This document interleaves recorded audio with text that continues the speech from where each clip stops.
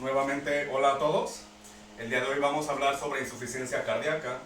Vamos a abordar las generalidades de su fisiopatología, su tratamiento, su clínica y en sí su clasificación.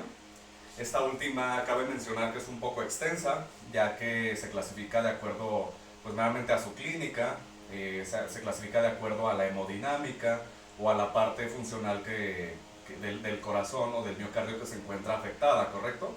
Lo primero que aquí hay que saber es que se trata de un síndrome, ¿correcto? Es decir, de una patología que resulta subsecuente a variables afecciones o variables entidades, ¿correcto? Son muchas las afecciones que me pueden producir tanto una insuficiencia cardíaca aguda como crónica, pero vamos a hablar de las más importantes, ¿correcto? Primeramente tenemos la hipertensión arterial, que es bien sabido que a largo plazo me conduce a la cardiopatía hipertrófica, ¿correcto? Es decir, en tanto el miocardio se hipertrofia, la cavidad ventricular se disminuye y esto compromete inminentemente su llenado de fin de diástole o su precarga e inminentemente también el gasto cardíaco por una fase de eyección disminuida, ¿correcto? Por otra parte tenemos las valvulopatías.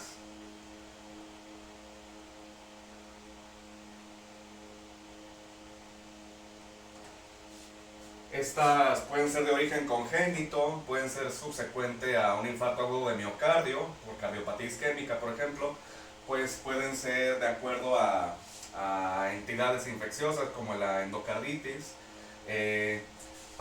Pueden ser muchas las causas, pero bueno, si ponemos como ejemplo, vamos a poner el ejemplo de un prolapso de la válvula mitral.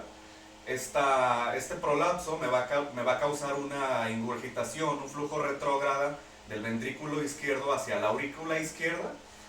Pues esta presión retrógrada inminentemente me va a comprometer la presión capilar pulmonar por el aumento de la presión del tronco arterial pulmonar, ¿correcto? Esto es lo que vemos generalmente en las insuficiencias cardíacas izquierdas, en las que hay edematización del pulmón, en contraste a la insuficiencia cardíaca derecha, en donde vemos edematización generalizada, ¿correcto? Ya ahorita lo vamos a explicar.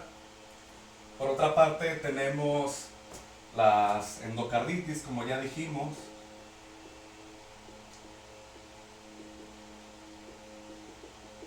Entidades infecciosas, muy bien. La endocarditis lo que me va a producir es un daño valvular, primeramente, particularmente de las válvulas aórtica o mitral. Y la pericarditis, por la presión que ejerce del pericardio inflamado hacia los ventrículos, hacia las cámaras del miocardio, pues inminentemente me va a comprometer su contractilidad y por ende va a afectar el gasto cardíaco también, ¿correcto? Tanto las endocarditis como las pericarditis pueden suscitarme una insuficiencia cardíaca tanto crónica como aguda. Es decir, cuando hablamos de insuficiencia cardíaca aguda nos referimos a una aparición súbita, repentina, ¿correcto? En contraste a las crónicas cuya progresión es más lenta, muy bien. También tenemos la cardiopatía reumática,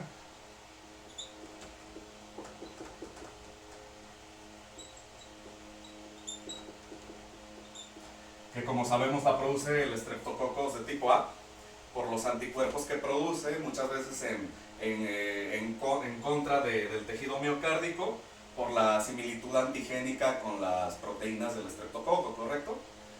Lo que podemos ver en la cardiopatía reumática es también una valvulopatía. Podemos, pues particularmente eso, ¿correcto? Otras causas de insuficiencia cardíaca, particularmente aguda, pueden ser la cardiopatía isquémica, como el infarto agudo de miocardio. El infarto en ese momento me puede generar una insuficiencia cardíaca por la disfunción ventricular que la necrosis me está causando, ¿correcto? Por otra parte, puede ser a largo plazo que el infarto por la fibrosis que está generando en el músculo cardíaco pues me va a comprometer su contractibilidad, su llenado diastólico y también su eyección, ¿correcto? No obstante, pues ya dijimos, puede ser tanto agudo como crónico. Por otra parte, los tromboembolismos, por ejemplo, en el caso de un tromboembolismo pulmonar, pues inminentemente me va a elevar la presión arterial pulmonar, ¿correcto? Que esto me va a causar congestión también, me va a generar extravasación del plasma sanguíneo a nivel del intersticio y de los alveolos pulmonares, que es lo que me da la clínica del paciente disneico, con estertores a la auscultación, matidez, etcétera, etcétera. Muy bien. ¿Cuál es la clínica en generalidades? Vamos a hablar primeramente sobre la insuficiencia cardíaca izquierda. Muy bien. Tenemos a un paciente con edema pulmonar.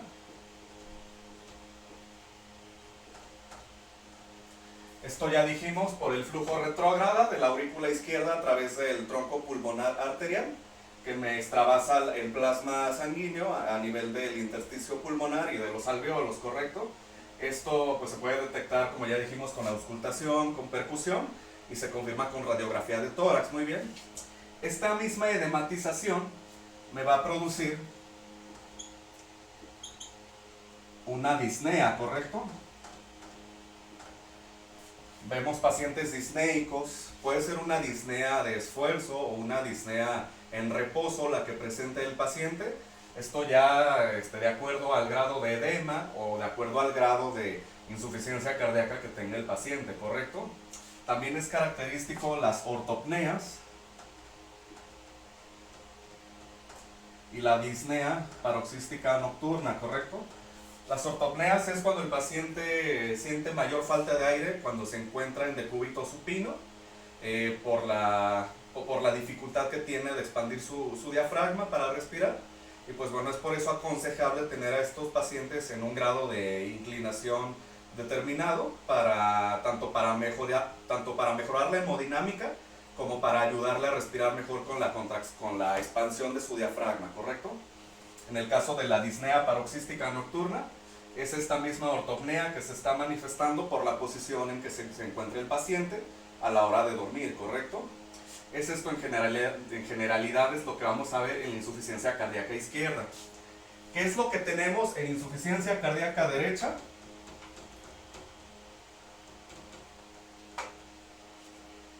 Vamos a ver un edema también.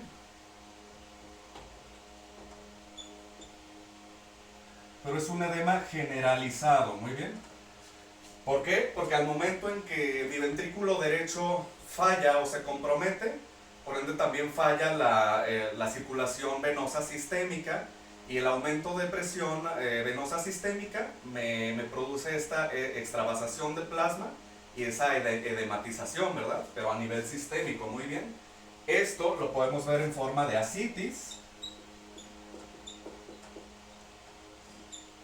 en forma de anasarca, es decir, un edema generalizado. También puede haber eventualmente edema pulmonar. Y el paciente, por supuesto, se encuentra disneico también, ¿correcto? ¿Por qué? Porque al momento en que el paciente desarrolla congestión pulmonar, el paciente tiene mucha más dificultad para intercambiar los gases, ¿correcto? Recordemos que el plasma también se extravasa eventualmente en alveolos, y pues esto genera que no se intercambien bien los gases. Por otra parte, si el ventrículo derecho es insuficiente para enviar suficiente flujo sanguíneo a la circulación pulmonar, pues eventualmente también no va a haber un buen intercambio de gases, y los niveles de oxígeno van a disminuir, ¿correcto? Vamos a ver cuál es la fisiopatología de los sistemas de compensación, puesto que el tratamiento se centra precisamente en reducir o modular estos por el daño que producen a largo plazo, ¿correcto? Son varios sistemas neuroendocrinos. Primeramente es el aumento de la hormona antidiurética, ¿correcto? ¿Por qué aumenta la hormona antidiurética? Porque al momento de que mi cuerpo detecta una insuficiencia cardíaca, lo visualiza o lo siente en forma de una hipoperfusión, ¿correcto? Sistémica. Entonces, la hormona antidiurética, me va a elevar el agua para aumentar la volemia y así que mi flujo sanguíneo sistémico sea más óptimo, ¿correcto? ¿Qué es lo que pasa con esto o por qué es que causa daño? Porque al momento en que sube la volemia, también el estrés parietal durante la precarga ventricular es mucho mayor, ¿correcto? Y esto me conduce a largo plazo a la miocardiopatía dilatada, que es cuando se dilatan las cavidades ventriculares, pero también las fibras de actina y de miocina del miocardio pues ya no son lo suficientemente adecuadas para ejercer la contractibilidad y la función de bomba. Muy bien. Por otra parte tenemos la activación del sistema nervioso simpático. Muy bien. Lo que va a aumentar es la noradrenalina, la adrenalina. ¿Con qué propósito? Pues también el de aumentar el gasto cardíaco, ¿correcto? Tanto la nora como la adrenalina activan el receptor beta 1, que es selectivo del miocardio. Este receptor pues va a aumentar la contractibilidad miocárdica, va a aumentar el gasto cardíaco. Por su parte la noradrenalina tiene un efecto vasoconstrictor sistémico agregado y esto inminentemente me sube el gasto cardíaco. Pero por otra parte, al momento en que hay vasoconstricción por parte de la noradrenalina, hay un mayor estrés durante la poscarga por la constricción de los vasos sistémicos y de los grandes vasos. Y por otra parte, la activación del receptor beta 1 me va a aumentar el cronotropismo cardíaco, que me va a aumentar la demanda de oxígeno y de ATP, ¿correcto? Entonces, todo esto me va a causar mayor daño, ¿correcto? Esto es pues una excesiva demanda metabólica y es por eso que genera a largo plazo un daño al miocardio, ¿correcto? Por otra parte, se activa nuestro sistema renina, angiotensina, aldosterona, ¿correcto?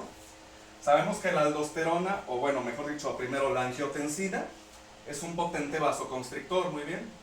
¿Esto en calidad de qué? Pues precisamente de mejorar la irrigación sanguínea y al aumentar la volemia, la aldosterona me aumenta la angiotensina,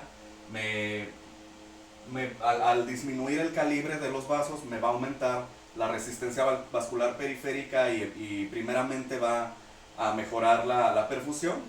Y por otra parte la aldosterona me va a aumentar también la volemia, ¿correcto? Es decir, me va a aumentar la retención de agua y también de sal o de sodio. Como ya dijimos, el aumento de la volemia genera un estrés parietal y causa más daño, ¿correcto? ¿Cuál es el tratamiento? Ya dijimos que el tratamiento va encaminado a disminuir estos sistemas para evitar el daño subsecuente. Primeramente, pues bueno, para modular la hormona antidiurética podemos agregar los diuréticos. Tenemos los diuréticos de asa, que son muy efectivos. Tenemos las tiacidas, como la hidroclorotiacida. Tenemos también los inhibidores del receptor de angiotensina 2.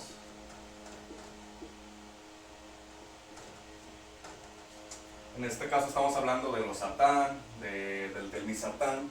Al momento en que me antagonizan el receptor de angiotensina, pues va a haber una menor vasoconstricción y por ende va a reducir tanto la poscarga como la precarga, ¿correcto? Al momento de vasodilatar al paciente. Podemos también agregar en este caso para modular el sistema simpático, tenemos los betabloqueantes.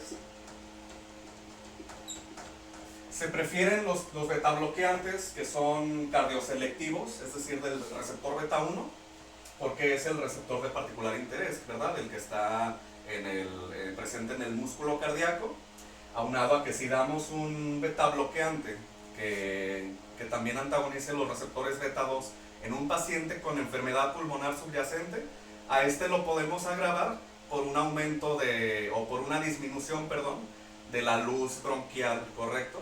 Y esto va pues inminentemente a causarle más daño, ¿correcto? Los que se prefieren son los selectivos, como ya dijimos, está el caso del metoprolol, del bisoprolol, etcétera, etcétera. Muy bien.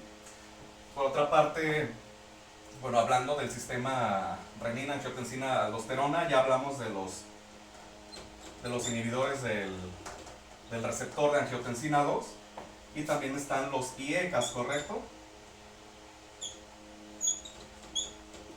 Es el caso del enalapril, del lisinopril, que bueno, me van a evitar la conversión de angiotensina para disminuir los niveles de la misma y esto me va a dar mayor calibre arterial, ¿correcto? Además de que tiene un efecto diurético agregado. Muy bien.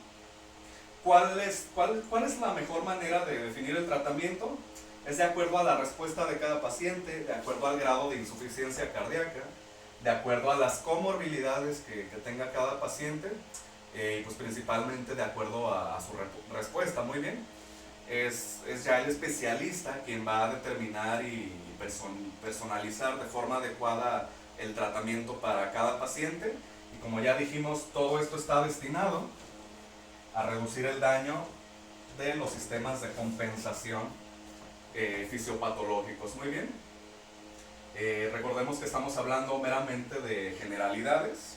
Esto es meramente una introducción. Posteriormente podemos hablar más sobre tratamiento, sobre diagnóstico y sobre clínica. Muy bien.